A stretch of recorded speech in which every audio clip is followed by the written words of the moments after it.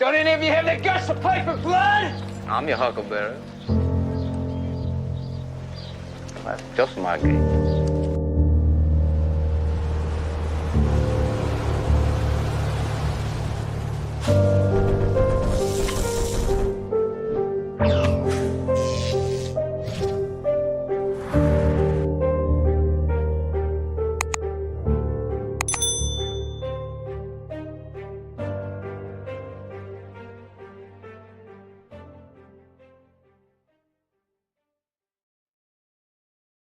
What's up, everybody? Derek here. I figure why not go live, hang out with you, take questions, answer questions, go wherever, all sorts of cool stuff. I've been studying for quite some time, the past few weeks, even diving into materials that I'm like, man, it like never ends. This journey, diving into ancient stories and finding the stories behind the stories and stuff, it never ends. It's just an endless recycling of traditions and storytelling. But ours happened, not those other people. Only ours. Ours is true, right? What is going on, everybody? John Kemble. Listen, before we started this live, I was like, what the heck's a Urantia? I looked it up, and it seems like, I don't know, interesting book. Never really heard of this, and so I don't really have too much to say about it other than some anonymous author, I guess, wrote about this. It deals with Jesus, God, and consciousness and all sorts of stuff. I really don't know about the book. Tell us a secret, Derek. Secret. What's a secret? Now, obviously in my title I say secrets, but I'm pertaining to like ancient stories and myths and tropes, like kind of like someone's comment about the Gospel of Thomas, right? These are like the secret teachings of our Lord that people didn't know. This is for the initiates that were deeper into the cult. But yeah, I can't think of one off the top of my head. I mean, what is a secret in my life? I don't know. I can't think of one right now. One that can't get me in trouble, okay? Spank Flaps question, what is the airspeed velocity of an unladen swallow? Listen, that's why you're here. You're here to answer these questions for me. Nicholas, good to see you here. Reveal to us all things, Derek. I definitely do not carry omniscience. Who needs an AMA when you can have an ADA? Good to see you here. Question every claim. How does it feel to be the most wanted by the Vatican? Obviously not most wanted by the Vatican, but we can pretend that. We could definitely pretend that I am the most wanted from the Vatican. Nitty, good to see you here. Don't know if you got notified in the Discord. If you didn't know, we have a Discord, and there's people at practically all times of the day, night, in there chatting that are part of MythVision's kind of community, talking. But good to see you here. Baron, good to see you here. Mojo, good to see you here. Carrie in the house.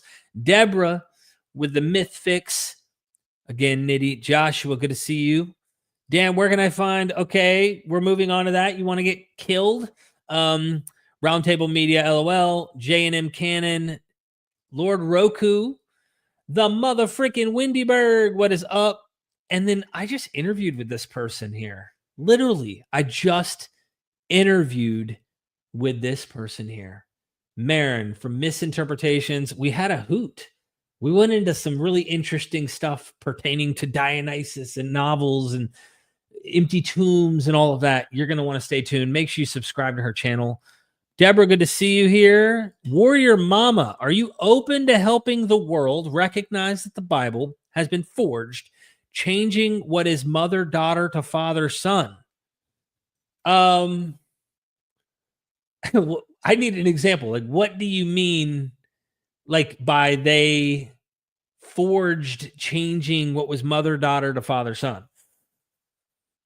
This was a patriarchal society to begin with. That's why I'm like, but if you mean like ancient Mesopotamian Inanna goddess and like they kind of gave it a patriarchal spin with biblical stuff like that, sure, of course. Like, I have no problem with that. We were just talking about that. Me and Marn were talking about, isn't it interesting how the ancient dying and rising deity Inanna is a goddess, not a male? Pretty interesting. Anyway, John Lovell, correct me on pronunciation. The Bible is an absurd book. Christians should read it sometime. Keep your secrets. When are you going to realize your futile mission? Well, what is my mission, Roundtable? What is my mission? Tell me what my mission is. Marilyn, what up, yo? Marilyn, you in trouble still over there at what's his name's Justin's channel? Good to see you here, though. Thanks for tuning in. Seeking Truth. Hi, Derek. Hi, all. How come you never have scholars of biblical criticism who defeat anything from biblical criticism and prove orthodoxy of Judaism to be correct, like Professor Yol? I don't even know what you just said here. Hold on. How come you never have scholars of biblical criticism who defeat anything from biblical criticism and prove orthodoxy of Judaism to be correct?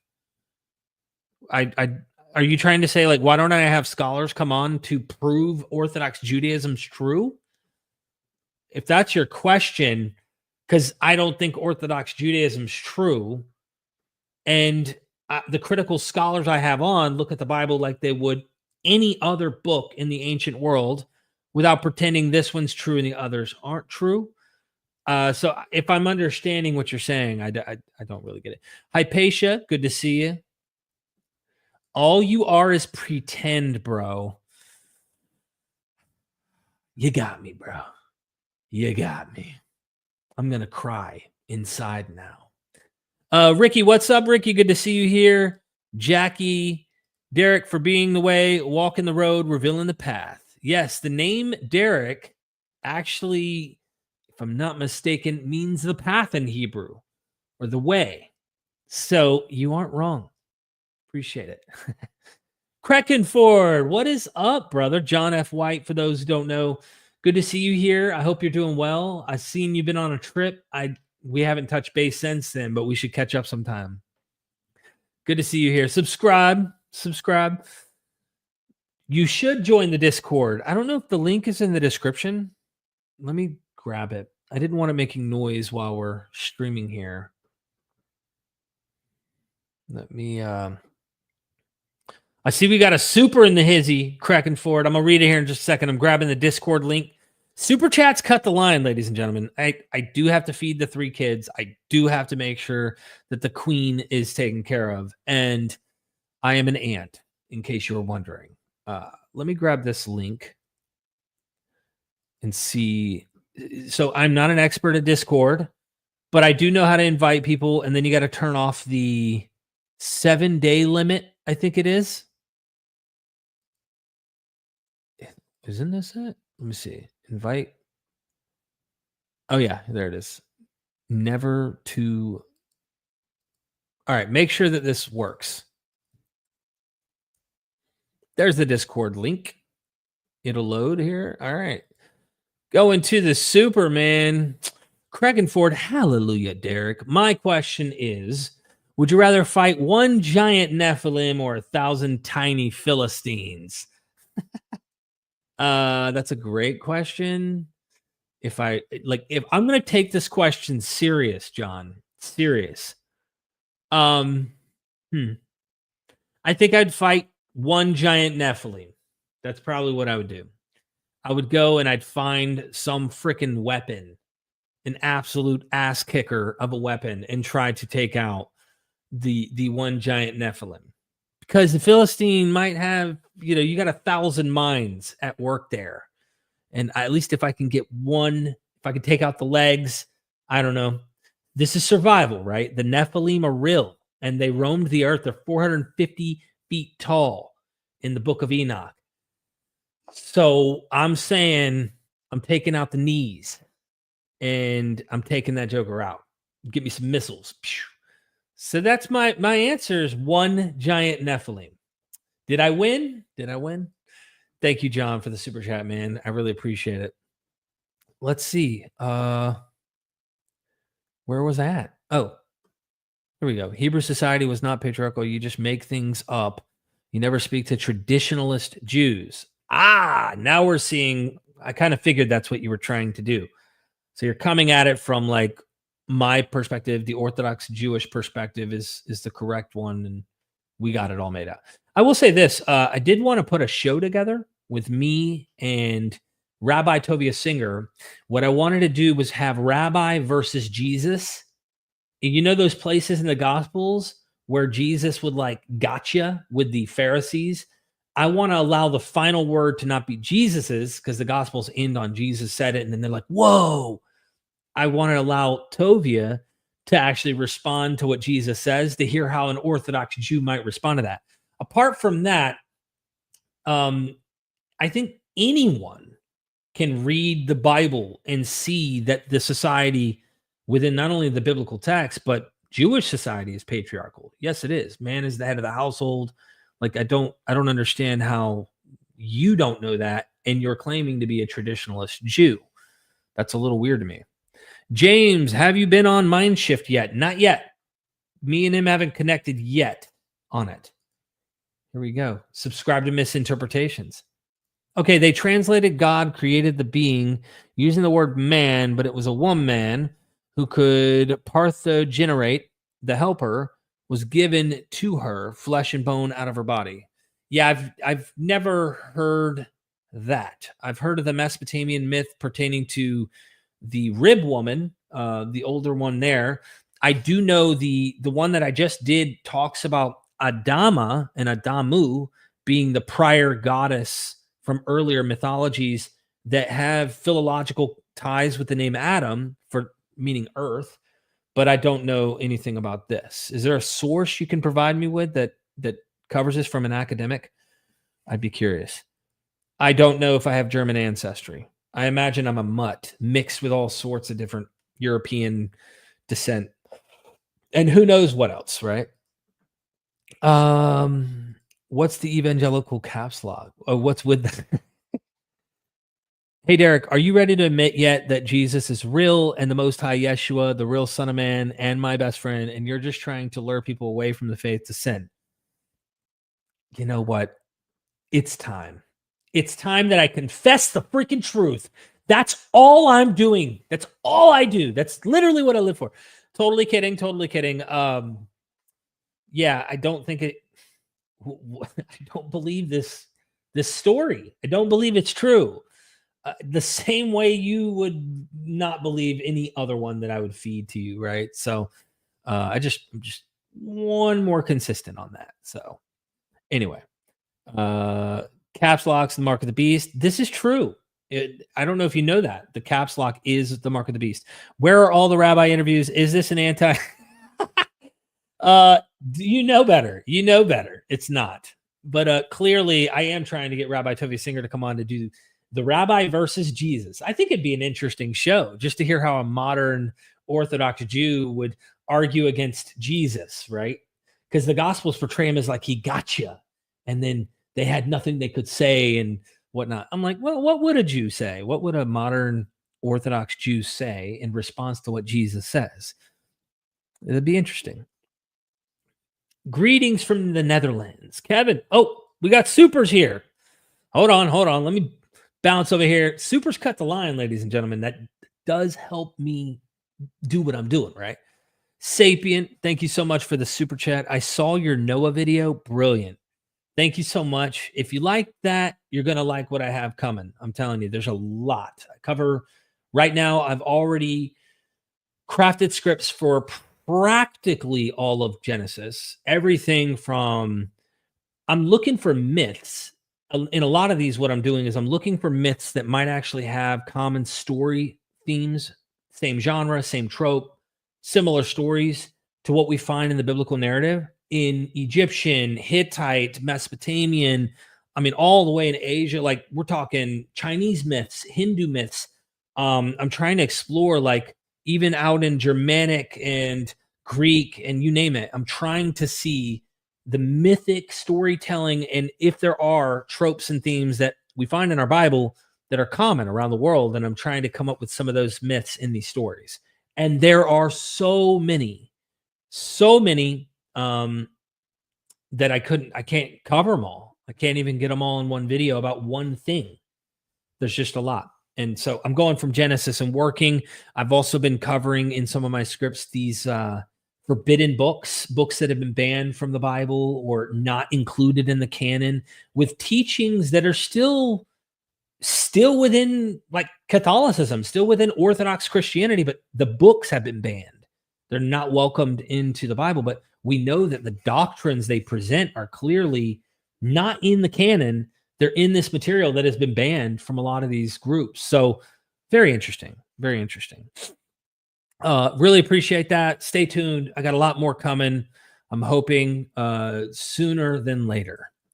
Steve, thank you for the super chat. Thoughts on Lou Elizondo UFO disclosure movement? I do not know who Lou Elizondo is. Therefore, I can't really comment on this Lou person, the disclosure movement or whatever. I can tell you this: I'm very skeptical. Like, again, like I am with Christianity, I'm like, are we really being? Are there really abductions taking place? Is this? I question all that. I think a lot of this stuff is human psychology. Humans are frail and fickle, and we have all sorts of mental issues and all sorts of problems. And why we don't start with that being more likely than galactic interdimensional traveling by some type of beings is a little shocking to me. Again, I gave this analogy before. My brother-in-law and my brother Kurt are super alien freaks. They really do think there's something going on.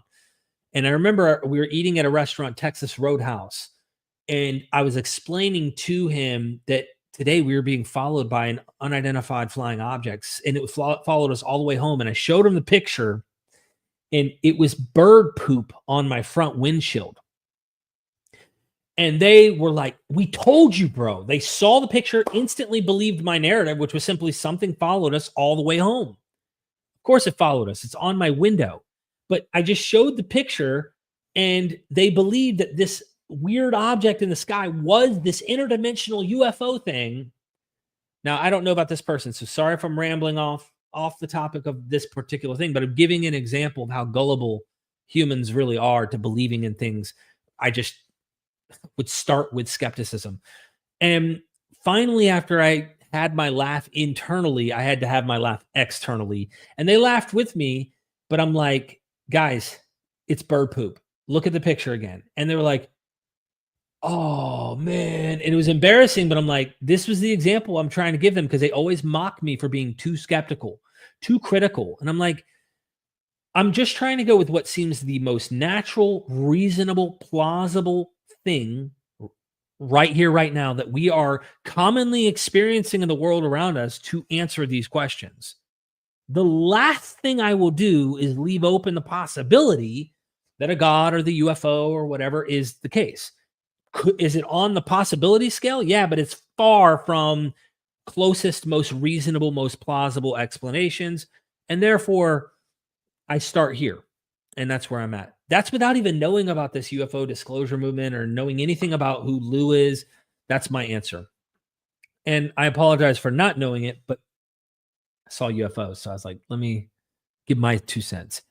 BRAM1990, thank you for the super chat. I really appreciate the support.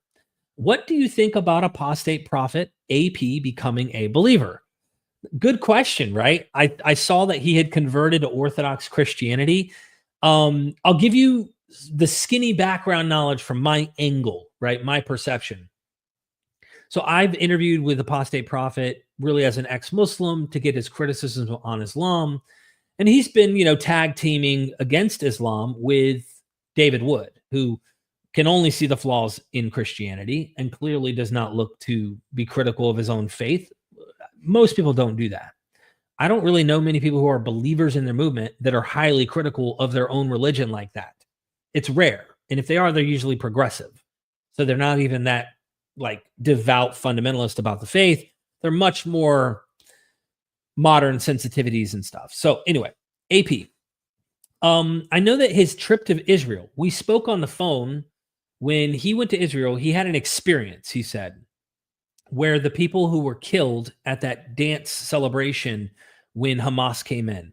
And he told me that he had an experience connected to the Jewish people and this holy land that made him feel like there was something going on that connected him to this God in some way. He thought maybe there's something there. He had an experience.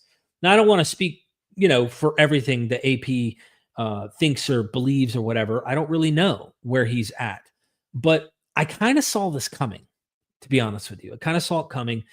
If I did a show and I sat there and talked to someone who is headstrong like David Wood, who will never not see his Christianity as truth or as possibly false. He's an apologist. He dies on the hill of defending his faith over against all other beliefs and criticizes it. I've watched AP watch David Wood criticize atheism countless times, right? Where AP was claiming to be an atheist and just never gave the pushback, kind of granted it, kind of thing. After a while, birds of a feather flock together, and that influence usually will persuade you. Combine that. Imagine if I had hundreds of devout fundamentalist followers, and I kind of played that middle road, sympathetic to the believer, the fundamentalist in my audience. I think there's a lot of factors at role. Combine that with his wife converted to Christianity. So his wife's a Christian now. His co-host, who hates Islam as much as he does, therefore we have this in common. I'm just going to keep riding that boat. I've never actually studied Christianity critically. I've always listened to apologists tell me about it. Combine that with existential depression and need and desire for something more. You get this huge combination. It's almost inevitable that he's going to attempt it, or at least try to indulge and turn off his critical faculties and enter into a Christian religion. Seems almost inevitable. And I'll tell you like this, if it really does help him in his life, more power to him. Whatever philosophy, as long as he's not harming other people, whatever philosophy that he is doing that helps him get out of a depression, helps him do better in life, I encourage it. At the same time, I will say this. If you go out acting like yours is the truth, capital T, and you're weaponizing it or using it in some way like that, man, I'm sorry. I'm just going to point out that yours just has as many flaws as these other traditions you poo-poo all day. And it's obvious, right?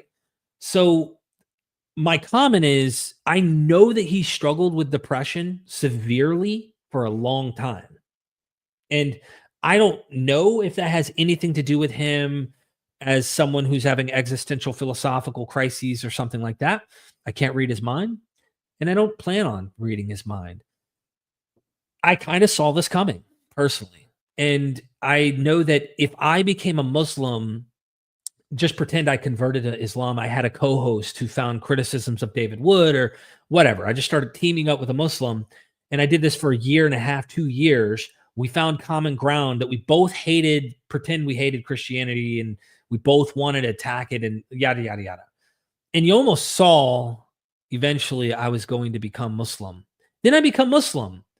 And he goes, you've really never studied the hadith, have you? You've never really examined critically the Quran and the tradition. You've never, why would you become a Muslim, Derek? I kind of want to flip it and say, I think that's what would lead him into becoming a Christian. I don't think he has ever assessed Christianity critically, deeply, on the level that people in this audience have in MythVision. And that is an excuse, honestly, as to why someone might become that. Or other social pressures are playing a role. I mean, his wife is Christian. Sometimes it feels good to just turn off your critical faculties and just pretend. Maybe that helps him in some way. I don't know. I'm okay not needing to believe in something. They might go, well, you believe in something. Well, I'm saying, I don't have a deity. I play it as I go. I don't have the answers in this world and pretend like I know it all. That's not it. I am critical of what looks to be obviously not true in the literal historical this happened. I can glean truths from texts and learn lessons from these things because they're human and they speak my language. But anyway, that's my 2 cents on AP becoming a Christian. It's like Ali, what was the name of the atheist that I didn't even know who she was, It wasn't like I was part of the whole new atheist movement to begin with. I didn't like those guys originally. Now I love listening to Christopher Hitchens ramble on about religion. It's fun. I didn't before. He offended me. And when he debated my Christian apologist, I rooted for the Christian apologist every time back in the day. But the Ali lady, Ali Hershey, I'm probably butchering her name. Same thing. I don't think she's ever actually studied the material deeply. And, you can see why someone might go into a belief without actually critically analyzing in depth what the material is like that. And again, there might be other reasons. There might be many other reasons that play a role, and I can't read their mind. Thanks for asking the question, though. I'm glad you did ask it, because I personally, been wanting to kind of give my 2 cents on that. But I also what do you do? If your sidekick is David Wood and you're doing live streams with David Wood, to me, that's already telling enough, right? I'm I'm not going to make that my co-host or stream with him every time I turn around. My mom's calling me. Hold on 1 second. I'm going to just call her back here shortly. But yeah, I hope that makes sense. B-Ram, let me know your thoughts. I'd be curious to hear what you think of that. So anyway. Apollonius, thank you so much for the super chat. Appreciate the support. Can we nickname Richard Carrier the aircraft because he drops truth bombs? Dude, I'm going to tell you, he's wicked sharp. He's caught so much criticism online, and a lot of people, don't listen or don't like him. There's various reasons. Some say he's too harsh, too mean. Others, they don't like mythicism, so they're like, screw that guy. There's various reasons why some don't. I know Richard. I speak to him. He's very smart. So why can't we learn from people that we disagree with on certain things? I don't know. That's just me. But then again, I've loved learning from him. And yeah, he drops the way he cuts. He's so cutthroat with his words when he's saying stuff. I think that's what you either like him or you hate him, right? Those kinds of people. Yeah. So mom just wanted to let me know that she loves me. I'm loved. Okay. Thank you so much for that, Apollonius. I really appreciate the support. Steve Sinead, forgive me. I don't want to butcher your name, but thank you, Steve, for the super chat. AFAIK Roswell was 2 UFO crashes, 4 dead aliens. Yeah. I don't buy that narrative. That I know that a lot of people who are sympathetic to the UFO scene are and do. Not me. Not me. I'm very skeptical of these claims. Okay, scrolling up. Trying to, I don't even know where I left off, so I'm trying to find where I would have left off here. Way up there. Jeez, I don't think I can. Have a nice day, misinterpretations, Marin. Good interview earlier. Okay, roundtable. Here we go. Okay. Same person. Derek, since you've built a new identity that depends on Christ being false, don't you think you have a vested interest in pushing an unbelieving narrative despite evidence?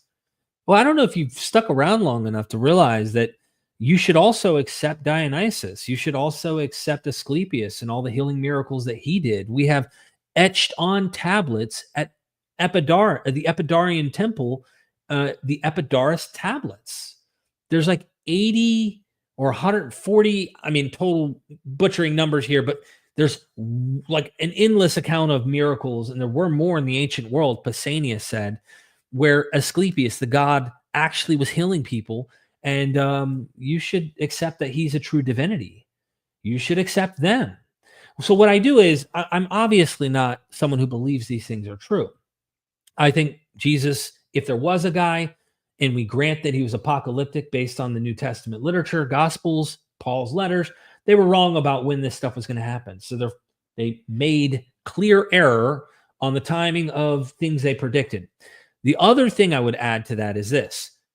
It's like you're making it out like it's just this one thing. yeah, there is a lot of showing that I don't think that Jesus is true. You are picking up on that clearly.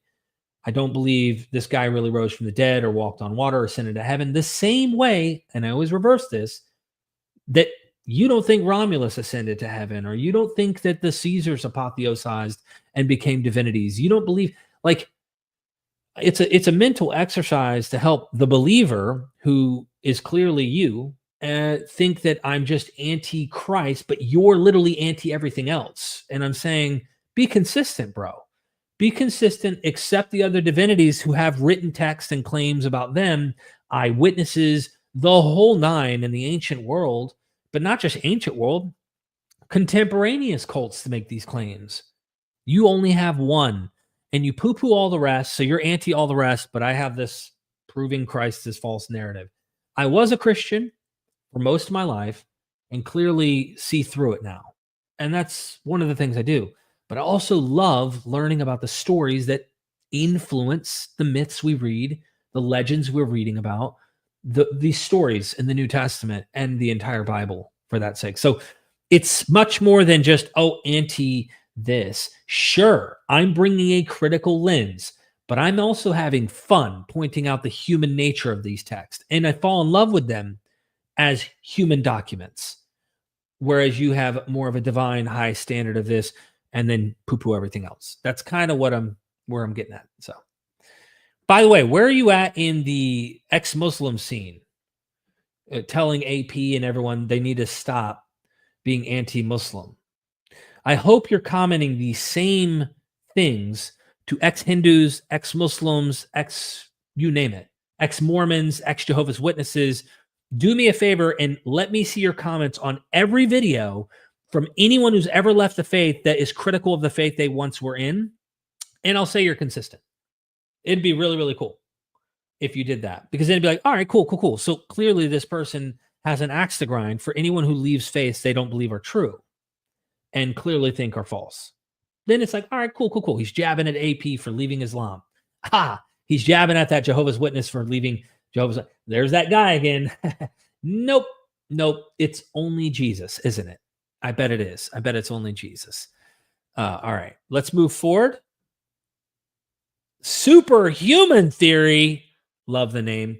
Thanks for the super chat. I really appreciate it. Capturing Christianity is live, talking about some dude in a black beanie that may be Antichrist, and to think they call you the crazy one. I don't know. Oh, hold on. There's this guy. I saw like Twitter post or something, and there's been a lot of videos on the internet. Is he the Antichrist? Like, notice how gullible any person who comes in, like if I start claiming to be divine and start a cult, they might start wondering, is Derek the Antichrist? Like, is this fulfilling scripture? Part of me wonders if this is just clickbait, kind of like they know their audience is gullible, superstitious crowds who think the end is going to happen sometime in the future, like soon, and this guy might be fulfilling Bible. They do this all the time, in my opinion. But yeah, I think the only reason they think I'm the crazy one is because I see Jesus, Christianity, as a human product, like I see all religions, all storytelling, faiths, traditions, myths, legends, folktale, the whole nine. Like, it's all human, all of it. And you need to paint someone like me crazy because I think I'm bringing so much damn common sense to what we're looking at and then comparing it with other narratives in the culture, in the literary world around it, and thinking kind of common sense. What I'm doing is I'm leveling the playing field, bringing your Jesus to earth and saying, hey, look at all these other stories. Notice that the narratives they can't even present they're not telling you the truth. They're really not. This isn't like a clickbaity, look at me, conspiracy. Like, there are other gods who die and are either revivified, resurrect, reborn, and none of them are identical in every shape, way, form. Some of them are closer, Osiris and Dionysus and Orpheus. I would even put Jesus into this category. Attis's embarrassing death of castration and stuff. Like, you can see a lot of commonalities, and I'm using the pattern-seeking recognition skills that I have read lots of material from experts, gone to primary sources through translations, of course, myself, and speak to these experts and see commonality. And they want you to go, my Batman is real, that Spider-Man is a liar, that Superman is demonic, but my Batman is real. And I think to myself, no. It's just another adaptation within that same milieu, making claims like other gods, like other demigods, like other historical people who were deified as well. And of course, I'm critical of those miraculous claims and superstitious dogmas and stuff like that. So I need to be crazy, because if I speak too much sense to someone within that bubble, potentially they might leave, and then, it collapses that tribalism within their own framework. And of course, the number one accusation is parallelomania. That's the number one. Derek just sees patterns and just connects dots. Sometimes I do practice parallelomania. Yeah, I see patterns. I see tropes. Whether they're connected or not, maybe I'm wrong about connecting them genetically. But I think more often than not, I'm correct about them fitting into the similar genre, fitting into that common trope. And it's not just me. These are comparative mythologists, classicists, Assyriologists, Egyptologists. I mean, I'm talking to lead experts in the world who are seeing these things as well. And so call me what you want. But notice the people calling me crazy are the ones who think a Jewish guy was crucified, buried dead for 3 days, and literally rose from the dead. All these other deities are false. They did not. They're myths, or they didn't happen, or they're demonic. But this one did. And he walked on water, and he multiplied food, and he floated up into a cloud, and he's coming back. Don't you worry, he's coming back. But I'm crazy for thinking, nah, I think these are stories, just like other stories. Interesting. If I start talking about a different deity and a different claim, and I start saying, I believe this is literally true, you might look at me and go, okay, that's a little cuckoo. And then I start calling others crazy. I think the only reason they get away with it is we have so many believers in that particular belief system, that cult, that it's normal. That it's normal to believe in this, and not normal to think like I'm thinking. It's not as normal. And so I am the odd one out, where I think I'm seeing through this, and they're not. So call me crazy, baby. It's fine. It's fine. It's going to happen. You gotta poison the well of the other in order for them not to buy into or listen or believe what you're saying, if that makes sense. So really, really appreciate it. Superhuman Theory. And I haven't even watched that guy with the beanie. I'm curious to know what he's saying. Thanks a lot for that super chat. Baron, for being a member for 23 months. Thank you for being a member of the channel. I really, really appreciate it. It means a lot. Will you make a Zoom meeting with members? I absolutely need to do one with both members as well as with Patreon. So that's something I'm trying to do. I'm also going to start doing the live streams twice a week. The wife is putting on the schedule, and I'm going to try and come in and hang out with you more often. I really appreciate you being a member. I would like those private sessions with members. We'll just have to find the time and the schedule when I can actually plan those. Seeking Truth, thank you so much for the super chat. I really appreciate it. I don't see a comment here. Maybe it's in the... Let me scroll down here. See if you dropped a comment. I don't want to leave you hanging. I don't see it. Oh, please, can someone tell me how I can ask my question with a super chat? I didn't have a chance to type any text. So I see you, Seeking Truth. I'm scrolling here. I'm trying to save you, baby. Trying to find you. Where you at? Oh, hi, Derek. Would you be interested in make a small documentary on Christian Korean cults like Shincheon, I'm going to butcher this, Sincheonji, World Mission Society Church, If God, JMS, Moonies, etc.? I love your documentaries. Love to cover them at some point. And yes, at some point, you can almost bank on me addressing various cults like them. So yes, that is my hope. I really appreciate the support. Look, I didn't want to leave you hanging, Seeking Truth. So Forgive me if I almost missed you there. Dion, thank you for the super chat. Christ is a lie. Thanks for the super chat. I mean, I suspect I know what you mean by this, but it's like, I think the idea that he is the Messiah is a lie. That's not true. I don't think he is the Messiah, though people believe him to be Messiah. Got a little fly, like a little one of those like fruit flies flying around here. But yeah, thanks for the super chat. I really appreciate that.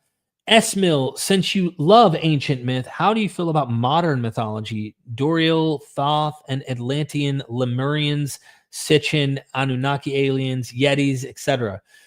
I think it's a fascinating phenomena studied from like an anthropological human perspective, seeing why humans think this way and maybe why they construct these beliefs about these stories that they've invented or inherited, if you will. Some of this stuff is like reinterpretations of older myths, of course, right? But I'm not a fan of the fact that there's so much brain rot, I find, within these conspiratorial myths, and online people just eat it up. The same way the apologists just eat up or the audience of the apologists, Wes Huff, or if they say it, their authority, they're right.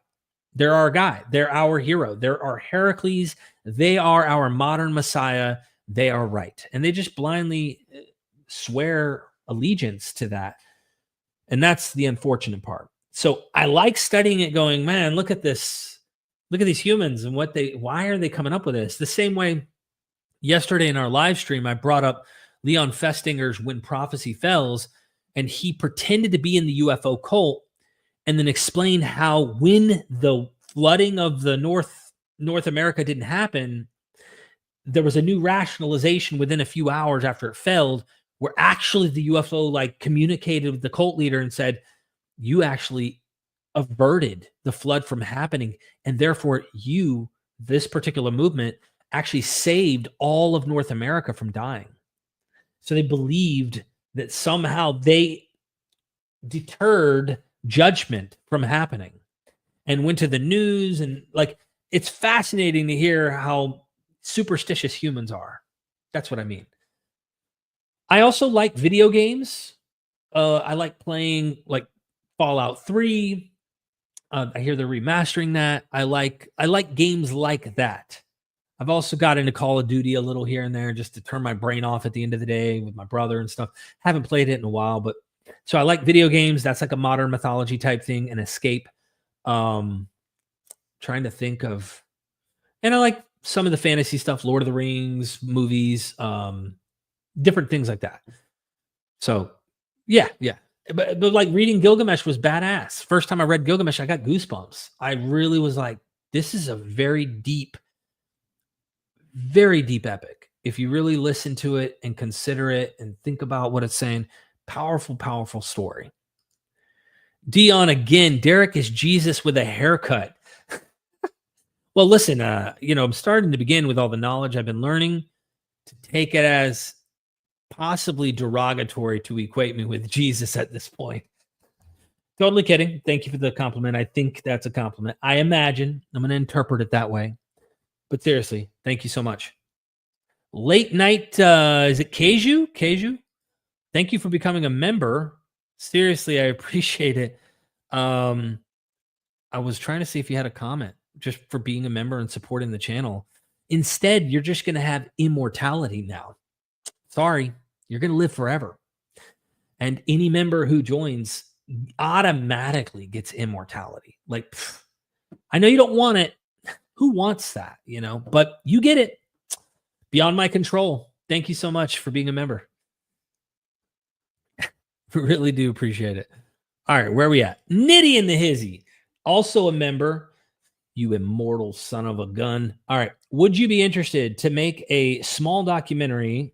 Oh, you're asking on behalf of. You're so kind, Nitty. I cannot foresee the future. This is open theism here, ladies and gentlemen. I am not able to tell the future. Okay. Yes, to answer, Nitty. Thank you for being such a cool teammate and looking out for our friend who dropped the super. I just didn't quite make it there yet. I do try to hunt. So when they drop a super, sometimes people don't know how to put the comment in. I try my best not to leave anyone behind. I'm not that kind of deity that leaves people behind. I try to make sure everybody, a universalist deity. That's what I am. So thank you so much, Nitty. Televised lies. Would you go on No More News with Adam Green? I have gone on there before, and we have had discussions in the past. Me and Adam know each other. We've been in conversation a lot in the past, and I've already told Adam before, I'm like, Adam, if you expanded and it wasn't just Jew this, Jew that, right? Which we've talked, I'd feel a lot more comfortable because it's so centered about Jews. And there's a lot going on in the world right now with anti-Semitism for real, that my criticism's like, expanded beyond Abrahamic even, but it does deal with Islam. It does deal with Christianity. It does deal with Judaism. I do all these. One of the complaints I get usually from people in the crowds who want to see that, though, is they're like, you don't go into Talmud, you don't go into Mishnah, I don't really know much about it, but I have no problem being critical along the way. But I'm also not, it's not like, no Jews are bothering me. I don't get knocks on my door. I don't get this. It's not a problem in my life that I have to deal with. I don't see that as the bigger problem that I see elsewhere in other ways. But look, I'd be happy to have those conversations with Adam. Me and him talk on the phone. He texts me on a regular. But that was my advice, is to say, hey, people are accusing you of this. Why don't we expand what you're talking about so that label and that observation is made false because of those observations. So anyway, but I have been on his channel before, in case you were wondering. Thank you so much for the super chat. Mr. Warlight, what indicates the 12 tribes are a foundation myth? Maybe because the 12 tribes weren't 12 to begin with. I'm just saying. There's a lot of research. Let me see what the name of the scholar is. The 12 tribes, myth of the 12 tribes. I've actually interviewed them. Because there was actually the oldest, they say, biblically, pertaining to the 12 tribes, is Andrew Tobolowsky. That's who, I'm going to share my screen here in just a second, who I recommend, really do recommend this book. If you're going to do anything, you want to know more about it? The Myth of the 12 Tribes of Israel is the first study to treat the history of claims to an Israelite identity as an ongoing historical phenomena from biblical times to the present by treating the Hebrew Bible's accounts of Israel as one of many efforts to construct an Israelite history. Rather than source material for later legends, Andrew Tobolowsky brings a long-term comparative approach to biblical and non-biblical Israelite histories. In the process, he sheds new light on how the structure of the 12 tribes tradition enables the creation of so many different visions of Israel and generates new questions. How can we explain the enduring power of the myth of the 12 tribes of Israel? How does becoming Israel work? Why has it proven so popular? And how did it change over time? Finally, what can the changing shape of Israel itself reveal about those who claimed it? But he goes into the myth, as you see the title, the 12 tribes. And ultimately, I think a lot of these 12 tribes list, or even just tribes list biblically, are like etiological or even mythic constructions later to identify the us versus them history, if you will, after the exile. Usually after the Babylonian exile, they're constructing a past history, a mythic one. I like to call it like a mythic history. I know it sounds funny, but they're painting a narrative that tries to genealogically tie them to creation and how God chose them from among all the nations. And all of this happens after they are exiled. So the whole reason they're constructing and redactors are compiling this material, he goes into the weeds far better than I can explain here now, but that is one of the things. And if you go to Russell Gamirkin or other scholars who date it a little bit later, they're actually thinking the 12 model, the model of 12, is a Greek invention. So they're looking to their Greek, I'd say not counterpart, but really Hellenistic times. They're ruling, and they think that this 12 was constructed then. I think Gad Barnea also echoes the same sentiment, but that they would create these 12 because that was the model used in the Greek world. Herodotus mentions in his histories about in Egypt, they had they shifted 12, I don't know if they're tribes, but in Egypt, there was 12 leaders or regions. I can't remember exactly the source off the top of my head, but you do get this in Greek literature. Herodotus is a Greek writer. And so the 12 tribe list may be constructed later, and there may have been earlier tribal lists that somehow identified people groups, making us versus them kind of tribal distinctions. And he goes into that deeply in this book. So if you haven't got the book and you can afford it, maybe get the Kindle, check it out. Thank you so much, Mr. Warlight. Appreciate the love. 13 Ron Nituru, thank you so much for the super chat. Derek, how do you perceive the theological implications of the hypothetical documents JED and P? God, good question. How do you perceive the theological? Well, what's interesting about this, as I remember now, I'm not an expert at all when it comes to this and breaking down the sources and knowing where and how to identify and all that. I think most scholars are trying to say two sources ultimately, P and non-P, to get out of the mess of the J and the D and the E and the P. They think there's P and non-P, a lot of them. Some have the supplementary, and then there's the documentary. I think what they have in common, though, because that's what the apologists usually do, is go, haha, supplementary doesn't agree with documentary. Documentary doesn't agree with this. Yeah, but they all think that this is a hodgepodge of material from several different authors crafting and compiling material to create what we are reading in our Bible. So it's not like one author sitting down named Moses in 1300 BCE writing the 5 books of Torah. You know what I mean? So I think that is fundamental implication is Moses didn't write this book, these 5 books, right? And then you can go into the prophets and all that and ask those questions there.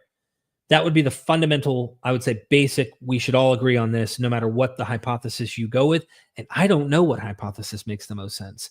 You see me, if you watch my videos, you'll see me flirt with stuff that allows stuff to be later. I'm talking much later, like Hellenistic, in areas where the majority of scholars might actually be nah, we're still thinking Babylonian. We're still thinking 6th century BCE or 7th century BCE. And then there's a limited amount of scholars who will say, no, we think this is later. Here's our reasons. And I've listened to both of these guys and I'm torn. Often there's I'm literally split in half where I'm I get why they think this is older. I get why they think this was written later. And then part of me goes, is there truth on both ends where it might have had something here earlier and then had its final touches in the Hellenistic period? I don't know if we'll ever know. So implication of this idea of several documents, you could see contradictions. You could see problems with the sources. Who's the father-in-law of Moses? 2 different father-in-laws, depending on which text you're reading. What mountain? Horeb, Sinai, where are we at? There's different traditions, and you can see it being compiled throughout the Hebrew Bible. This goes for the prophets as well. There's 1st and 2nd and 3rd Isaiah, and there's all of these interesting things that we can observe. But I think that the ultimate implication theologically, to me, is you could see an evolution. You see an evolution, and to me, that's man-made.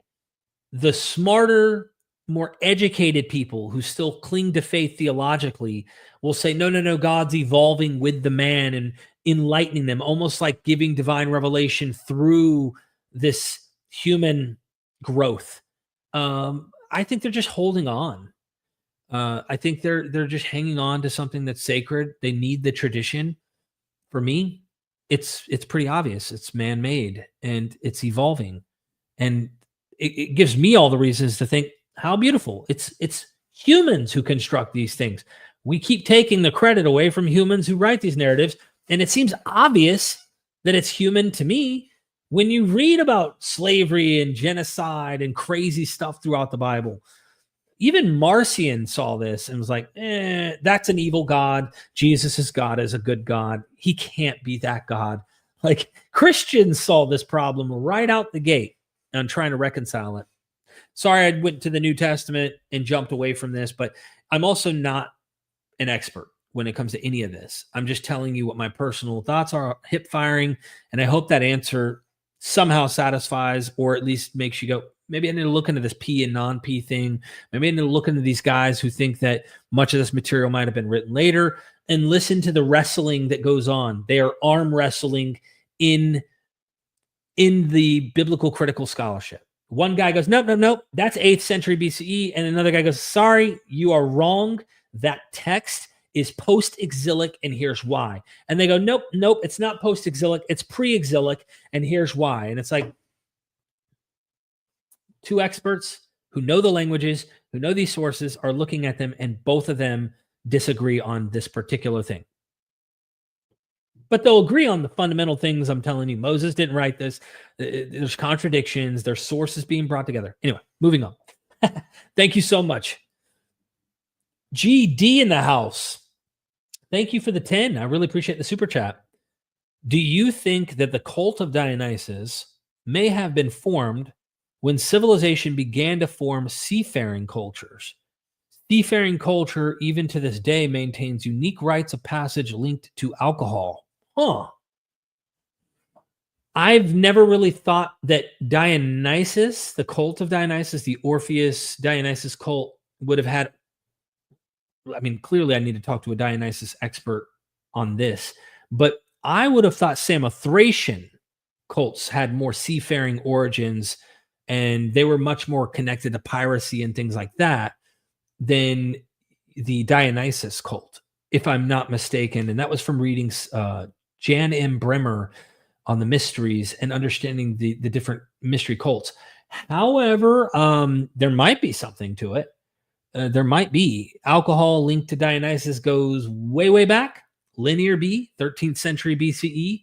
They found Dionyso is associated with wine in the Aegean region. So I wish we deciphered linear A someday and just said, look at what this linear A is saying. Holy smokes. And then we found something even older in the region. That just blew my mind to be able to find out more about that.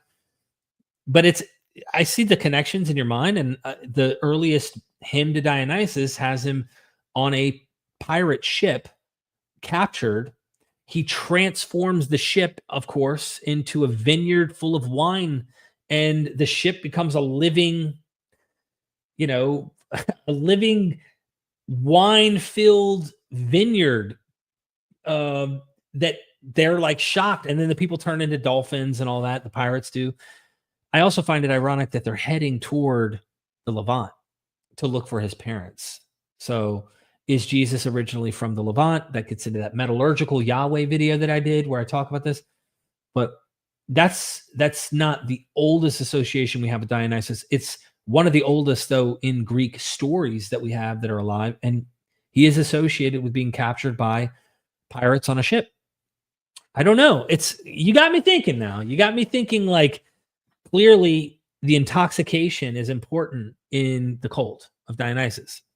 And I wonder if there's some classicist out there who has looked at this and said, yeah, there's some more links that you just aren't aware of. Check this out. Because I like stuff like that. I like to find something to go, no one's ever talked about this on YouTube that I've ever seen. And then boom, we go through those things. Now you make me have to look around. I've got a few Dionysus experts that I can ask if they know any scholars who've hinted at this, or if they are aware themselves of something like that. And one of them is Ana Isabel Jimenez, something from Spain. And she's like, writes on Dionysus. That's her god. And she talks about all this stuff. She's an expert. B-Ram 1990. Thank you so much again for the super chat, my friend. Derek, your 2 cents. I spot on. I think you mean is spot on. Either way, I also saw it coming. He never did push back from believers when they attacked atheists. He needed to fit in, I think. Yeah, I mean, look, I don't want to be that guy. Like, it's not like I really don't want to be the guy who's mocking someone because they are doing something that they feel works for them or whatever. Because one day my mind, who knows what happens to the brain, and you end up doing things different or thinking differently about some stuff. But I also am careful to try and not put myself in a situation where if I really don't believe something's true, I'm not going to try and get around people that I feel the social pressures. I've been in those live streams. So, context for the viewers who are tuning in right now, the question was for Apostate Prophet. What are your thoughts about Apostate Prophet converting to Christianity?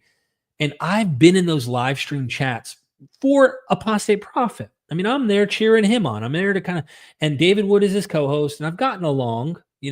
We've been on streams together, me and David. And he's been respectful and nice to me. And I've been like, we were cool. But I watched the audience and they mock the whole damn time. They're bullying and picking and you better convert. That's all they talk about 24/7. AP needs to come to Jesus. He's a Christian. He doesn't realize it. Like, it's like the endless thing that his audience. And then when he goes on the Apologetic Roadshow, David Wood channel, it's the same thing that is on his channel. Imagine if your entire empire is built from that. You got to feel the pressure. The heat is cooking in the kitchen, baby. And I know that I have Christians who watch me. They know I don't believe. I try to be as respectful, even though I'm critical, to give my insights and stuff. And a lot of them do respect me. We disagree. But you're not going to endlessly proselytize. You're not going to endlessly try to coerce me socially or mentally, psychologically. These pressures, it's manipulative as hell that are being put on someone to make them feel that. Add that to his wife converting, you're already seeing the recipe for the conclusion, I think. And I wish him well. I hope. Look, the same for David Wood.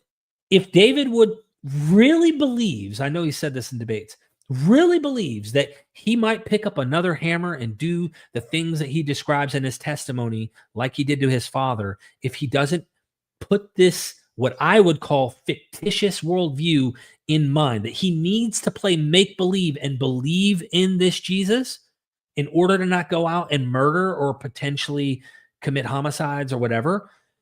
I hope he believes in this. One less crazy person doing crazy things in society. It's the lesser evil in my book, okay? However, I think that he's fooling himself if he thinks he needs that in order to do that. That's just my personal opinion. But I also don't go around trying to change my own mother's mind, who she's like, I need to believe this, and I'm never going to not believe in it. I'm like, okay. So I don't pressure her anymore. I never have. I did once when I immediately came out. I wanted her to know why I didn't believe, and I wanted her to understand why I don't think it's true and all of that. And it really hurt my mom, and my mom was very scared, and I could see it on her eyes. I don't want to put my mom through that. I love my mom, and my mom loves me unconditionally. We both, we know that those are things we just agree to disagree and don't cross those lines. And I'll never stop loving my mama. That's it. That's my mama. You know what I mean? Period. So anyway, I get it. I hope the best. And I just know if someone who's watching went, yo, AP was atheist and I'm an atheist, and why would he convert to Christianity if it wasn't true? I mean, honestly, and maybe AP would agree. I don't see why he wouldn't agree with me on this. He might be starting to do apologetics at some point. Who knows? For Christianity. I don't see him doing that right now, but maybe he will. But truth is, I don't think he's truly investigated it on the depth and level critically like we have, like MythVision has done, and knows about all the other stories. Like, that's a key component. Most people don't even know the Bible, let alone these other stories. If they knew these other stories, that will 100% add some chink in the armor of this is the one. Hard to do that when you know how much myth, legend, folklore, superstition is in the air and floating around. It's hard to go, yeah, these guys that you claim were like fishermen just got the right faith. And they got the right one, and this is the one true one, and everyone else is wrong. Nah, there's a lot to be questioned. Thank you for that super chat again, my friend. Read an article. Thank you for the super chat. Hi, Derek. Big fan of your work. Do you have any plans to do interviews with Hindu PhDs? Have always see Shiva in your banner. You know, that's an interesting question. I do want to explore much more Sanskrit, Hindu, even Chinese. Like, I really want to get more myth, right? The thing about MythVision is it's been so focused on the Bible and its relationship to myths, or at least other myths in comparison with it. And I think I can sneak that in where it could be a worthy video for this channel. My only concern, because YouTube is strange, giving you, like, it's a risk. There's a risk. It might be worth trying it, and I'll see how it works out. Here's what I mean. If you start a YouTube channel and it's a cooking channel, and then you start talking about something else completely different, you're really like risking not having that video take off and the growth of the channel and stuff. And you really want to stick to the genre of the channel. Well, you go, but this is mythology. You're talking mythology, right? There's a risk when you get outside of Bible, being my channel has been so Bible centric, and not finding a way to correlate it to the Bible on videos being successful, which is what I have to do to be able to keep this channel going and to provide for my family. So what I might do at some point is test it with this channel, see how it does. If it works, hey, if it ain't broke, don't fix it. Keep doing it. If it doesn't work, then I do think a necessary new channel eventually that is just ancient mythology. I've been tempted in my mind at some point to do this anyways, if I can get an editing team to be able to help me produce by editing this kind of stuff eventually, because I'd like to do just a video on Germanic mythology, Odin, Thor, like a video that is purely about a myth that has zero necessarily to do with biblical stuff at all.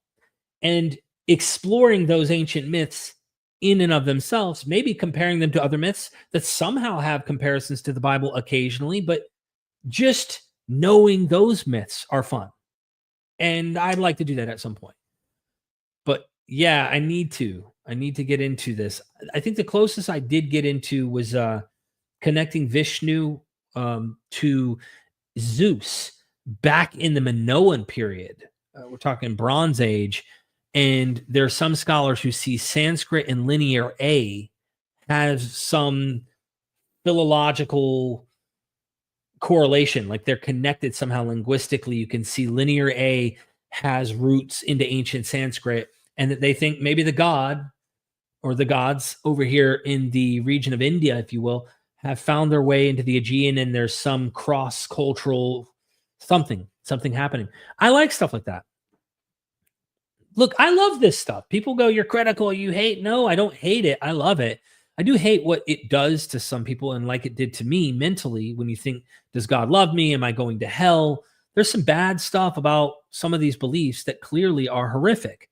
And if you don't see that, that's why we do it. We hope you realize that those are myths. Hell is a myth. That idea of after you die, you go to this place of torture and torment. But what about the near-death experience of that person who wrote a book, 23 Minutes in Hell, or this person who went to hell?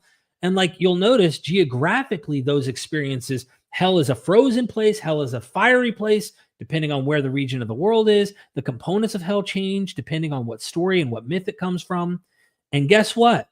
For those, the dominant religion of Christianity in the world, hell itself is, that idea of dying and torture after death is absent from the Hebrew Bible.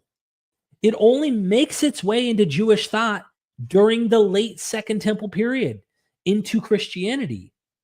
It's not a Jewish Hebrew idea at all. It's absent from that. So where did it come from? Definitely Persia had it, and Persia had final judgment, apocalypse, the 1,000-year reign kind of stuff. And also when the unrighteous walk the the bridge of lie. I can't remember what they call it. Like the unrighteous fall into the lava and it cooks away all the evil and leaves what's remaining that's good of you. So it's kind of a works-based salvation where if you do good, in the end, you'll be good. The righteous, when they walk the bridge becomes wider and they can't fall off the bridge into the fire. You also have echoes of it in Homer where there's the shades. And I think it was Achilles who said it's better to be a slave on earth, a slave among the living, than to even dwell here in Hades. That it just sucks down there. It's not cool. It's like nothing fancy, nothing good. Later, you get more like Tantalus myths where there's an agonizing character who's he of course, I guess you say, earned his punishment from doing evil, but he gets in the water and the water like comes right up to his lips. And when he goes to try and the water sinks down and then he's hungry. So he's reaching for the apple, but the apple gets further distance and he can't touch it. And Dennis MacDonald thinks that Lazarus and the rich man is kind of a recycled form of that Tantalus myth from the Greeks. And so that's why there's this chasm and he can't quite, he wants something to drink. He can't, access it in the rich man parable. And that has some roots into Tantalus. It's interesting. I love this kind of stuff. So I just went way off of Hinduism. You see what happens to my brain? FD11 Ministries, thank you so much for the super chat. Are you fam with Justin from Deconstruction Zone? He's my homie. Justin is my friend. He was put on my radar by a good friend, Morpheus. Morpheus was like, dude, this guy cooks in the kitchen and you need to taste what he's cooking. And I'm like, what's he cooking? He sends me a link and he takes live callers all day long. How he deals with this, how he has the patience is beyond me, honestly. And me and him talk about this. I laugh all the time. I'm like, you're doing the Lord's work for me, man. I could not sit on calls, 12-hour live streams, dealing with caller after caller after caller, debunking and arguing and all that.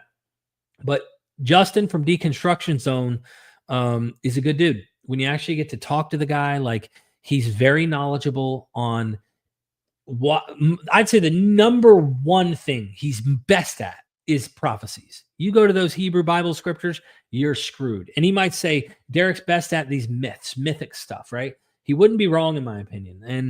And anyway, I imagine, is your question saying, are we actually family? Like, is he my actual kin or something? Yeah, he is. No, he's not.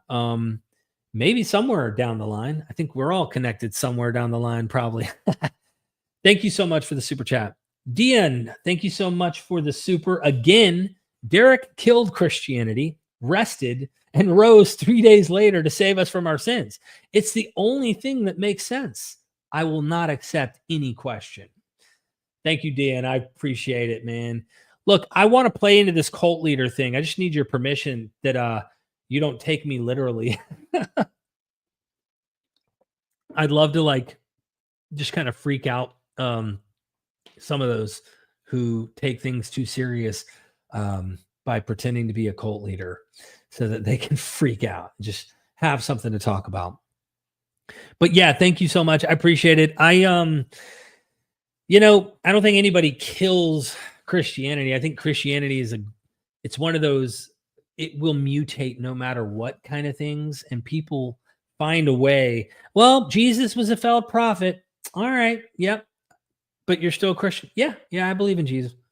He's a failed prophet. You still believe in him. You almost wonder when all the dominoes fall, what is there to believe again anymore?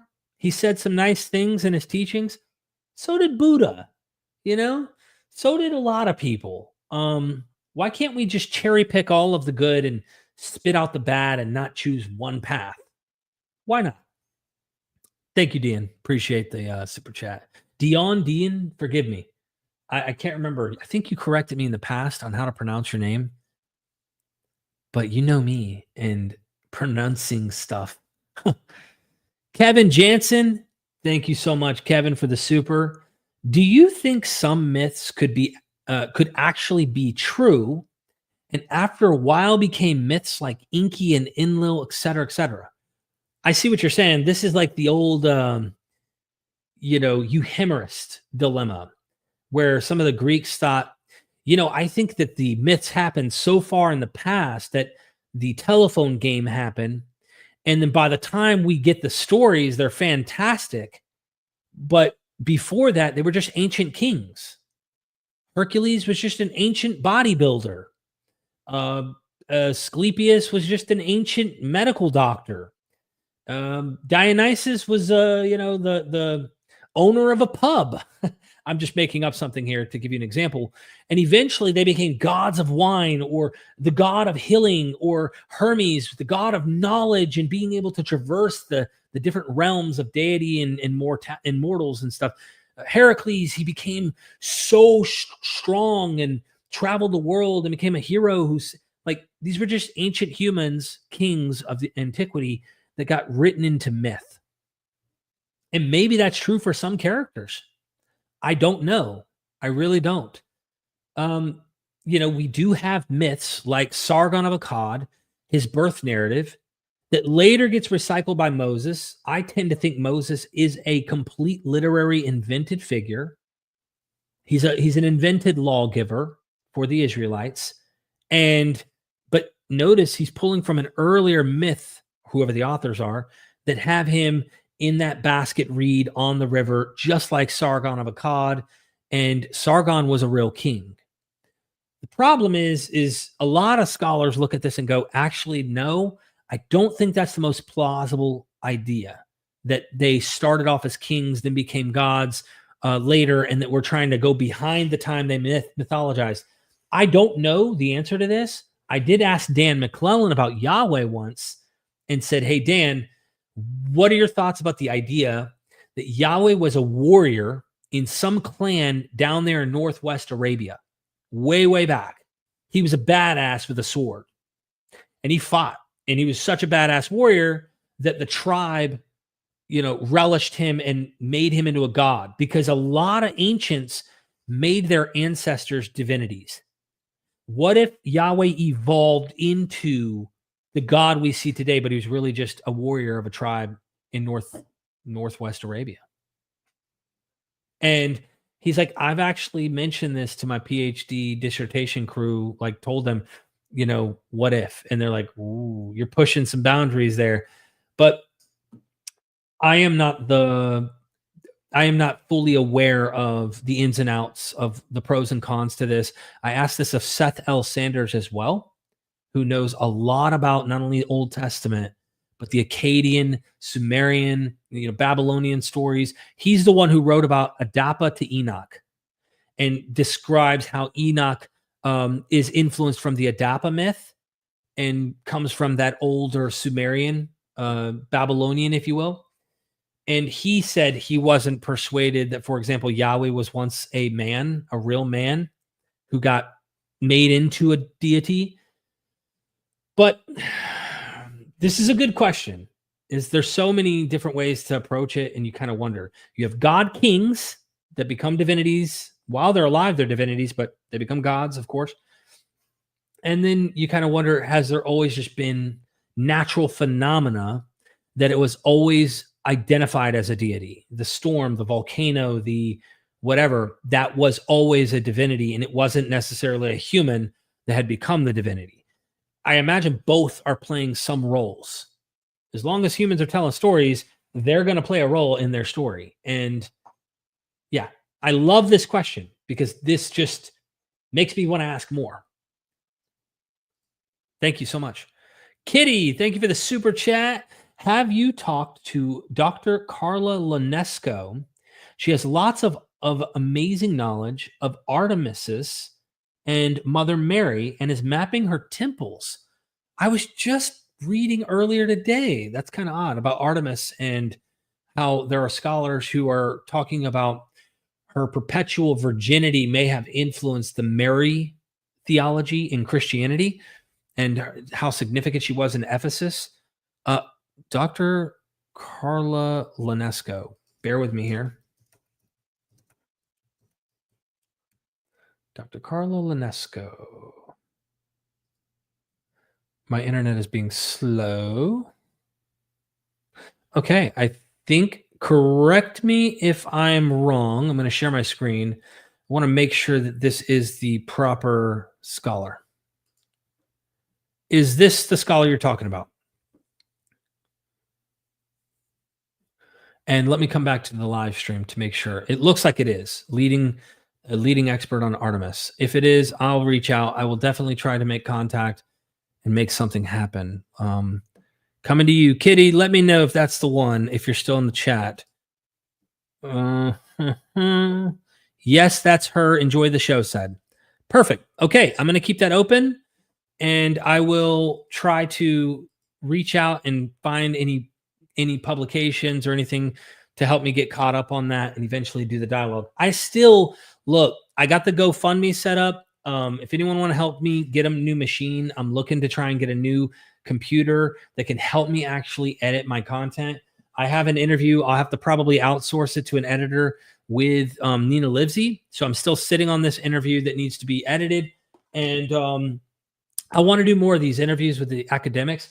I also want to interview James Tabor on his book, A Noble Death. Like, James is not just a scholar, he's a dear friend. Like, I love James. Went on tours with James. Like, the guy he's a really, really good dude. A Noble Death, listen to this for the book. An enlightening look at ancient Jewish and Christian attitudes toward voluntary death that will surprise those who assume our heritage has always condemned suicide, a vital expert contribution to the current euthanasia debate. This is a very interesting. John D. Levinson says, A Noble Death is one of the most provocative works in the area of biblical studies in early Christianity to appear in some time. Its central thesis is as well argued as it is shocking. All who read this learned and lucidly written study will profit from its daring reevaluation of early Christian and Jewish thinking about death, martyrdom, and suicide. Suicide and martyrdom among Christians and Jews in antiquity. So it's got me, piques my interest. I don't know about yours. But okay, I definitely want to talk to her. Sorry for rabbit trailing there.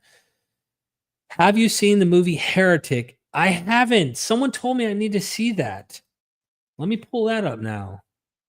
All right, on a scale, like for the viewers in the chat, because Kitty, this is a question for the whole chat of viewers. If you've watched Heretic on a scale from 1 to 10, what would you rate it? I haven't watched it.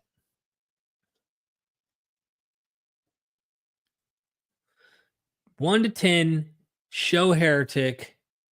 Let me share my screen just in case you haven't seen it. Here is Heretic. Don't know if you've seen it or not. Okay. 6, 11, 8.5, 7.5, 9, 8, 5.5 out of 10. I can't ask my audience. Okay, put on your apologetic hat and agree with me. Everybody say the same number at the same time. You must agree with us or be banished forever. Burned as a heretic. Totally kidding. Totally kidding. So there's a lot of high numbers and there's some middle ground numbers and then there's a couple low. I'm going to have to watch this, Kitty. I really appreciate the super. And I'm going to tell the queen tonight we're watching Heretic. She's going to be into it because we've already been told we need to check it out. And I imagine in my arena, this might be interesting, whereas someone may not be interested if they're not into this kind of stuff. So, okay, here we go. Scobie won the beat some. Thank you for the super chat. Question. I'm doing research for my next book. In your professional opinion, how many penises does Cerberus have? 1 or 3? Professional opinion. I love how you say professional opinion, as if I would absolutely know this. I'm just going to go with 1. I'm going to go with 1. There's 1 body. There's 3 heads. Cerberus has 3 heads, 1 body. I'm going to go with Cerberus has 1 pecker. Okay? I'm going to call it a pecker instead of penises. Okay? I really appreciate the super chat. Yeah, that would be my guess. I don't know. Maybe classicists actually have this question, like how many angels can spin on the head of a needle? How many penises did Cerberus have? Thanks so much for the super chat. I really appreciate it. Music by Artemis. The Dionysus myth makes me doubt the story of Caesar being kidnapped by pirates. Thanks for all you do, Derek. Here's a 5 for the new pewter. Thank you so much for the support. Really appreciate it. I need to look into that. I've never evaluated the capture of I believe it's Julius Caesar or is it Augustus Caesar by pirates. What are the odds he was actually kidnapped historically? And is that real? Or are they imitating older myth and writing it into the story of the Caesar? I don't know. I'd like to know a classicist who does study this, what their take is on this. It's a great question. Never thought about trying to connect those ideas. Now you got me wanting to possibly look into that. I say that because someone might go, dude, there you are with the parallelomania. Well, when you look at the death of Caesar, who's stabbed by the Senate, he literally is killed by all these members of the Senate and cut up, if you will. The myth of Romulus takes on an interesting spin in some of the Roman authors. Romulus was said to have just disappeared into the clouds. And then there's this saying that the Senate, the same Senate that practically kills Julius Caesar, the Senate cut him up into pieces and hid the body parts inside their togas. And that's how he went missing. Is one of the stories that said, no, the Senate killed him. The other is, no, he really became a god. Kind of like Jesus's body went missing. That's one of the stories, that his body went missing because he was stolen. The other is, no, he was taken up and became a god. So you get these feigned translations in these stories. And the ascension of Romulus story looks like it was actually influenced by the historical Julius Caesar assassination. So classicists think after Julius Caesar was assassinated, that was so influential that the myth of Romulus took on a new spin, with the Senate killing him in such a fashion. Well, in this case, you're saying, what if the myth of a non-historical situation with the hymn to Dionysus influenced the historical Caesar in a mythic fashion? They told a story about it, but it never happened. I don't know. Interesting observation. Superhuman theory is back again, round 2. Have you done a deep dive on the Tower of Babel? I find it strangely inserted into the text, and it's never mentioned again in the rest of the Bible. I have a video coming out that's going to tackle that and go into the Tower of Babel. And of course, you're dealing with ziggurat. You're dealing with Mesopotamian ziggurats when you're dealing with the Babel situation. But I'm going to be doing a video. I don't know when it'll be launched, probably within a month or two that's going to go into the Tower of Babel, and an earlier Mesopotamian myth from which it likely is derived and how it came to be in there. I know Russell Gamirkin found, I think it's called the Poem of Era, ERRA. I'm going off memory here. That there's a poem of Era where one of the gods, or I think gods or goddesses, decides that they're leaving their throne on Earth to go on like an adventure or vacation. And by doing so, chaos ensues. So when the gods aren't on their throne, they end up, natural disasters happen. So a flood would come in and the humans would try to go to the peak of the ziggurat to watch out for the flood. Ironically, kind of have this story inserted in this theme where there's a flood myth and a tower to heaven. Are they trying to escape from the flood?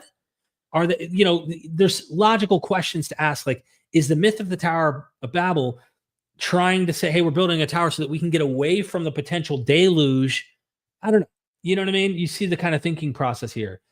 There's also other historical kings and historical stuff that may have played a role in the myth of the Tower of Babel from Mesopotamia that I try to explore in that video that's coming up. Thank you so much for the super chat. Appreciate it. All right. The mother frickin' Wendyberg. Good to see you again. I fully support a mythology channel, and while I'm no expert, let me know if I can help in any way. Wendy, you already know. Wendy's one of the Patreon members of MythVision, and we talked for about an hour. We were going all over the place with all sorts of myths. And yeah, I really think a myth channel that allows me to go beyond the Bible would be good. But first, before we do, if it ain't broke, don't fix it. Let's see what happens if I do a video purely on a myth that is not biblical and see how it performs. You know, it is important how that lands with your channel, right? Neil's had quite success being able to just talk about stuff that has nothing to do with the Bible. And so I do wonder if I can get away with that as well. I'll try it. Thank you so much again for being a supporter. I really appreciate you, Wendy. You rock. I hope you're enjoying your trip, or your drive is coming to a halt soon and you can rest. Mukanda, thank you for the super chat. Is it Ragavan? Forgive me if I butcher your name, but I really appreciate the support. Derek, I'd love to speak to you about Hindu mythology on the Meru Media podcast. There are a lot of interesting cross-mythological motifs across traditions. Email me. I love finding those mythological traditions, cross-cultural stuff. I know I watched a lecture once where someone was pointing out a bunch of these myths and the Hindu versions, and they think there's no doubt there's some communication that happened at some point in the distant past. I'd love to hear your thoughts on it. So the Meru Media, is that a YouTube channel? Let me pull that up. Meru Media podcast. Meru Media. Here we are. Okay. I think I found you. Let me share the screen here. Subscribe to my friend here. Thanks for the super chat, my friend. Meru Media. Here you are. Yeah, I'd love to learn from you. Oh, you got Dr. Gabriel Said Reynolds. Yeah, he's a friend of mine as well. We've done interviews with. Love to get into some of this mythic stuff, man. I love this stuff. So yeah, hit me up, email me if you would. Someone, if there's a mod, please put the well, let me see if I can't just Vision podcast gmail.com. Yeah, there you go. That's my email. Feel free to email me and let's make something happen, my friend.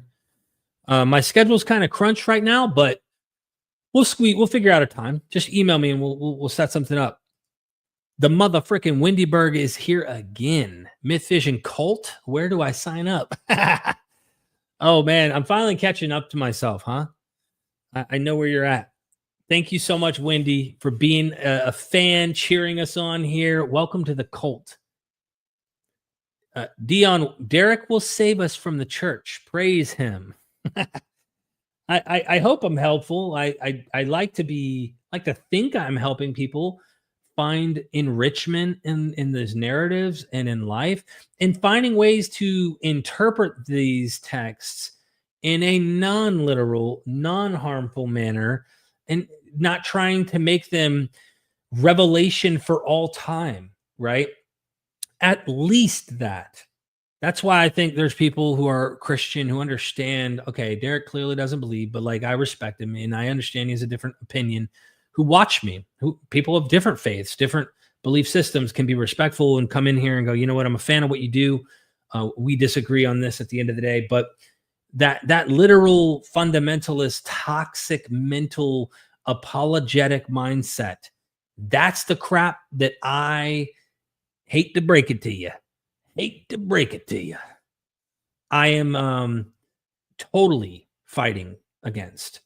And I do want people to escape that. It's just so us versus them. And I do not see a future in our world unless everyone becomes like them, joins in their movement, becoming like them, or we find a way to mature and grow up with different traditions and we don't have such dogmatism. That's my hope. Thank you so much. S. Mill in the house again. Most scholars think Asclepius was based on the real Imhotep, highly mythologized. Interesting. I did not know this. I have never heard of that. I need to check that out. But it is interesting. Do you have any scholars you would recommend, S. Mill, that you could possibly send me that make those connections? I really appreciate the super chat notifying me of that.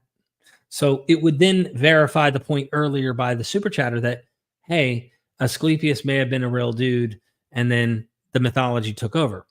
Then again, I want to check it out for myself. Mukunda, thank you again. I hope I'm saying that properly.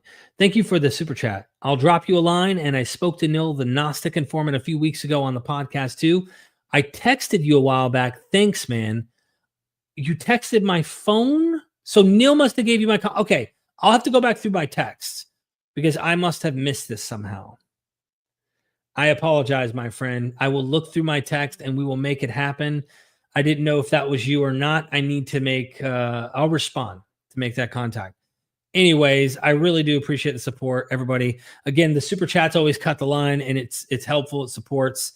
So thank you. Rilo, Sea Blood, love seeing this kind of Jesus loves Muslims, I suspect, is the image. Rilo, Sea Blood. You won't make money unless you attack Christianity and Jesus. This is why you hate us for the money. I hate to break this to you. I'll give you the common sense. Okay. Listen, this might come as a shocker, but I would make way more damn money if I converted to Christianity and actually started teaching Jesus. I would be a baller. I'd be one of the lead apologists online right now. They'd be inviting me on their show, ready to tackle those critical secular atheists and those skeptics and all those people who doubt Jesus. All I need to do is just convert. And my audience will blow up, and everyone will come flocking in because they want that opium. They want that. That's the truth of it. So no, it's not. I will make less money doing what I do here than I would if I actually just converted and just became a Christian. Trust me. I promise you, I will have way more success if I did that. There's a massive audience of people right now. I know for a fact. I am actually in a niche. MythVision is part of a very narrow niche. So I hate to break it to you, my friend. That's a delusional comment. Yes, I make money. I make a living doing this. Yes, I do. But I'd be so much more successful, honestly, if I did convert and go down that path. Personally, I really do believe that. I'm not kidding. Joel, why are you so brilliant? It must hurt. I'm reading it like that, Joel. Forgive me, Joel. Forgive me. Clearly not. Just having fun here, man. Just enjoying life, studying, trying to explore these ancient texts, explore the ancient world, and looking at them. Hey, what's going on? What's going on culturally? Level the playing field, you know? For those who don't know, Joel, you're a Hebrew Bible scholar, are you not? Correct me if I'm wrong here. You're a Hebrew Bible scholar, I believe. Joel says, you emailed me a while ago when you had a live with Mind. Haven't heard back yet. Email again. I guarantee you it gets buried. Yes, I did. I'm probably going to die next year because of it now. Septuagint and Bible generally. Joel is a PhD in that, and I wanted to make sure I correctly. So he's obviously jabbing at me, and he wants to beat me up. And Joel, don't beat me up. Look, Derek, do it. Kenneth Copeland needs to sell one of his jets. I am starting the MythVision Victory channel, spreading the prosperity gospel for a low price of $9.99 a month. Hallelujah. You could take me. Knowledge over dogma. Hallelujah. That's right. Niche Vision podcast. Yeah, I mean, it is kind of a niche. It really is. I'm not gonna lie. Like, not a ton of people. They want a daddy. Ooh, true that. True that.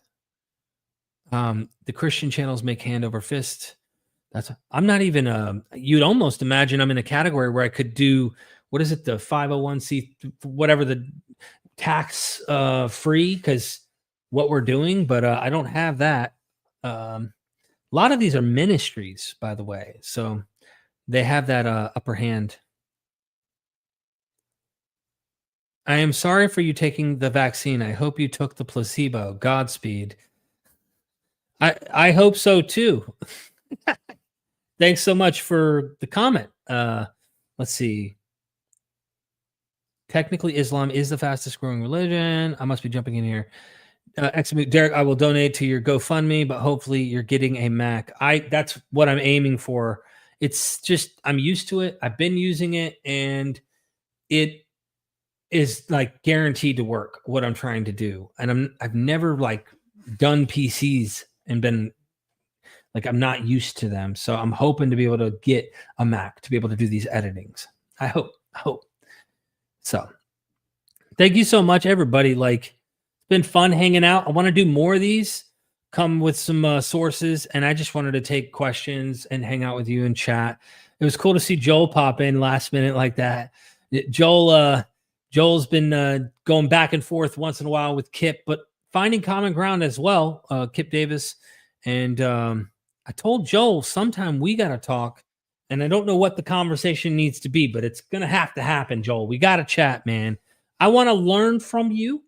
I'm not interested in, wading you into the mess of anti-apologetic stuff. I'm more interested in what your specialty, some expertise that you bring to the table.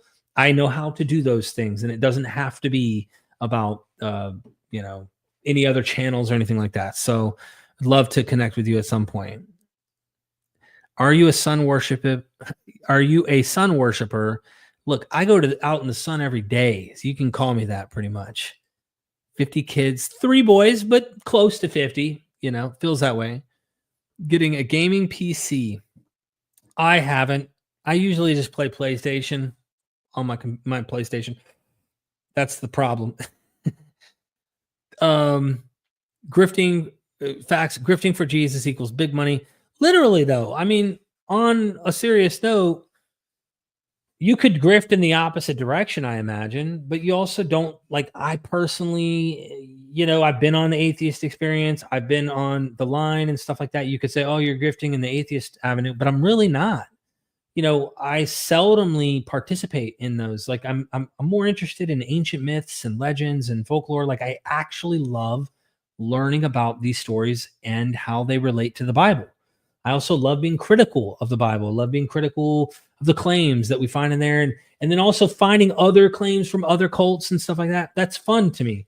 That's what I mean by niche.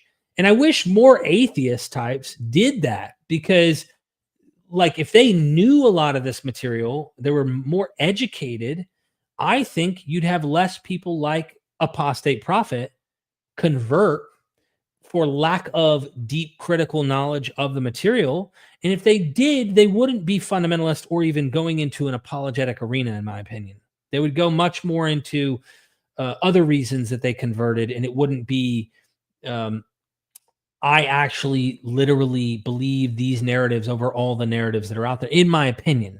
Now, that my opinion is totally fallible here, but I just don't think that conversion would have happened for those reasons. It'd be other reasons. Oh, politically or socially, or, I just think that this is a battle we're never going to win. We might as well join them. If you can't beat them, join them, kind of thing. That could be the case as well.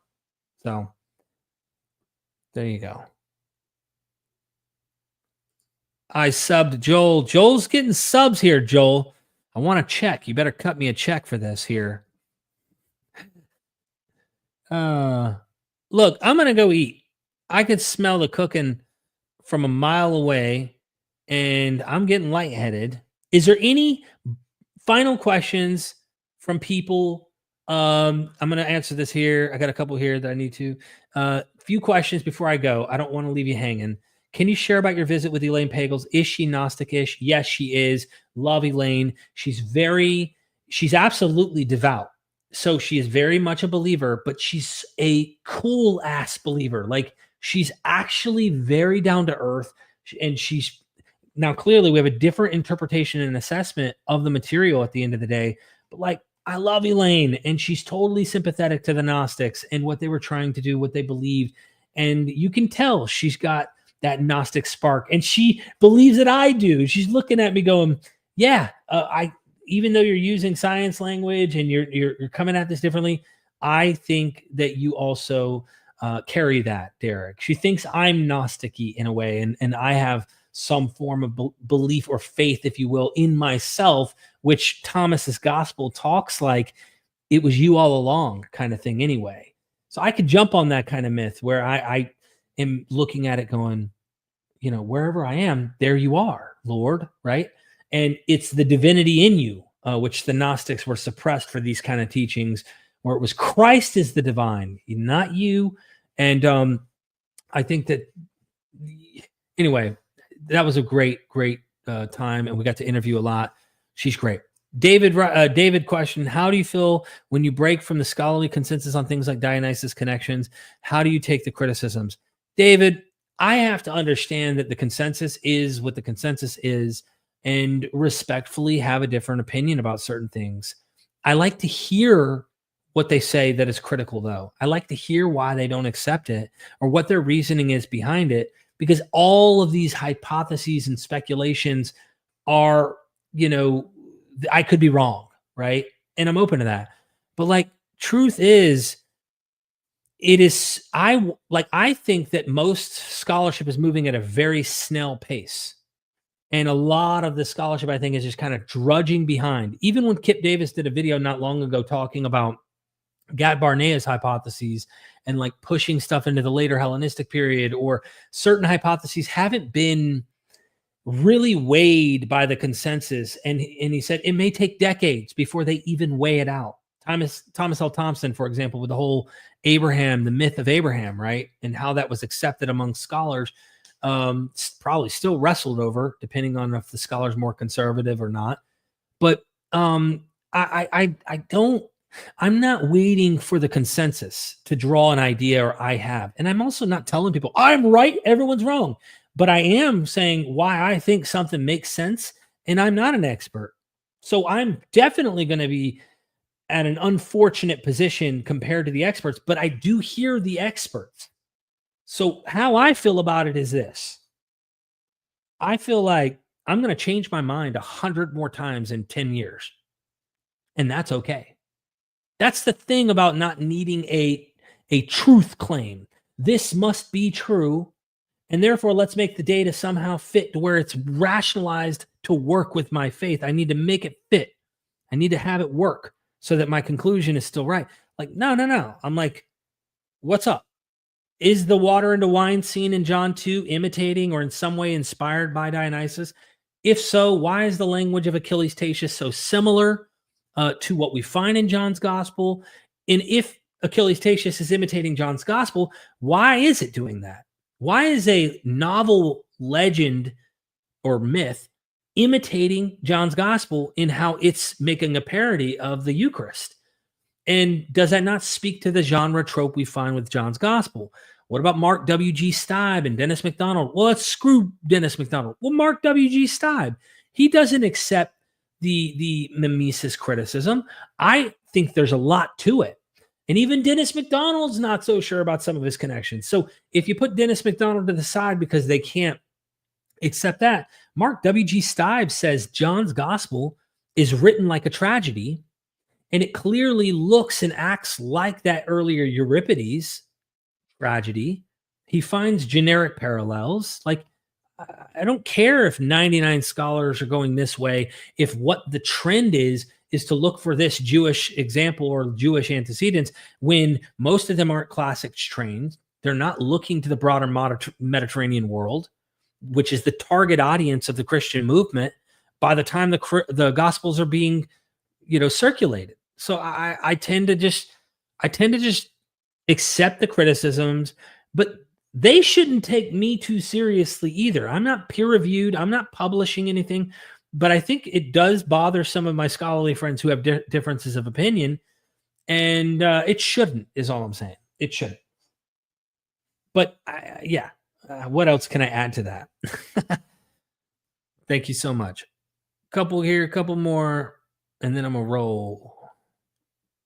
Faith without Venmo is dead. This is true. This is so true. Yes, absolutely. I would have another discussion with Dr. Sledge. He showed up in my house. We recorded in my house a couple months back, and that was the last recording we did. Are scholars coming up? I'm not sure. I thought they already were like not a fan of that. Not a fan of those categories at all. Thank you for responding to my question. Yeah, no problem, David. Not sure what you're checking. I agree.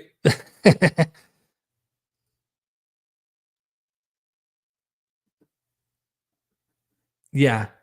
It is hard to unsee a lot of tropes and motifs. And I've gotten to a point where I get accused of parallelomania, and I get it. And some of it is. That's okay.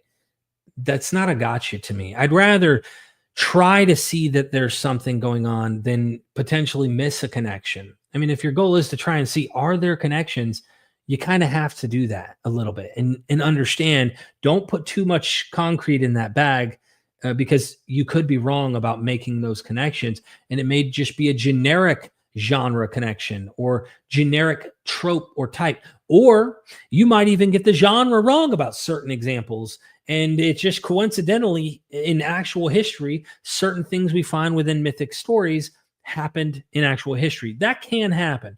But I'm also not just making this stuff up. Like, I'm going to actual experts. Bruce Loudon, for example, with Hebrew Bible, a lot of New Testament academics. And I'm very comfortable with doing that. I think the uncomfortable place is trying to see that there is a connection. And when there is, how it's dealt with. Justin Martyr wants to say demons.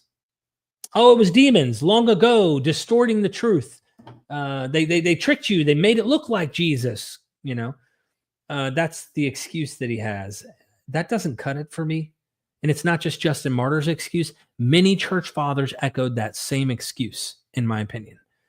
And it just wouldn't work in a modern day. If Joseph Smith looked like earlier myths and he told you, no, those are demons long ago that modeled after our, if you're not a Mormon, you're not going to accept that. You're going to look at that and go, that's silly. Of course, demons didn't make this. You clearly are inspired by someone who's inspired by someone who's inspired. Like, somehow you were inspired to model this cult after. And I see that with Christianity. And I see that with pretty much every movement on earth. It's what we do as humans. When is Neil coming back? Going to be doing a vid with him on his travels? You bet your ass I'm going to do it. Nanology. Yeah, he's supposed to be back on like the 4th or 5th, him and Steven. So I think if I get them on a stream together and say, hey, man, what was it like in Greece? We're actually, by the way, going to be doing tours in Greece. So stay tuned. We'll have that come out at some point. We will see. We will see. Listen, Tropomania is next. After Parallelomania, Tropomania will be the next thing. And yeah, it never ends. I always say that calling someone pagan was a spiritual equivalent to calling someone a hillbilly. Interesting. Don't call them that. Look, a helping hound, right? I'm a Mormon. I still think St. Ignatius and even Al-Walid and Herod were distracted. All right, ladies and gentlemen, I'm going to get out of here. I'm going to go get some food. I hope you had fun. I enjoyed this stream. I love hearing from you all. I'm going to do some more scholarly interviews, discussions, live streams, and we're going to start setting the schedule Mondays and Thursdays for these live streams in the afternoon sometime. That way you can plan your schedule if you ever want to be in the live stream. And also I can make it a fixed time to dedicate and prepare for the streams. Just wanted to come and hang out with you. I always love hearing from you and hanging out. So I really, really appreciate you. I smell that food, and may you all have a wonderful, wonderful day. I'll see you again soon. And never forget, we are MythVision. Son, do you want to know what the truth is? After this, there's no turning back. You take the blue pill and you wake up in your bed and believe whatever you want to. You take the red pill and you stay in Wonderland, and I show you just how deep the rabbit hole goes. Remember, all I'm offering is the truth, nothing more.